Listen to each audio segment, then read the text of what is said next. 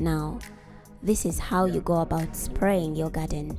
If you're going to spray tomorrow, you have to come a day before your spraying day and scout your garden.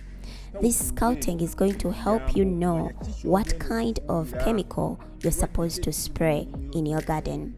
Do not just pick any chemical and come and spray.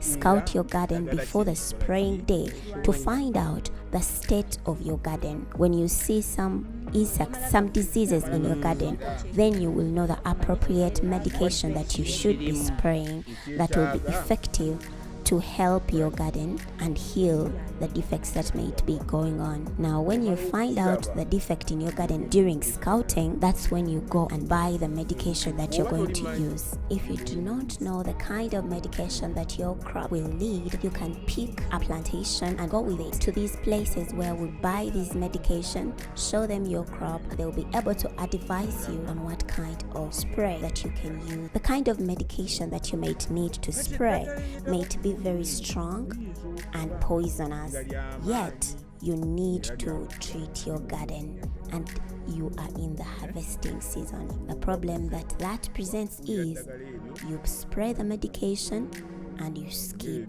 harvesting.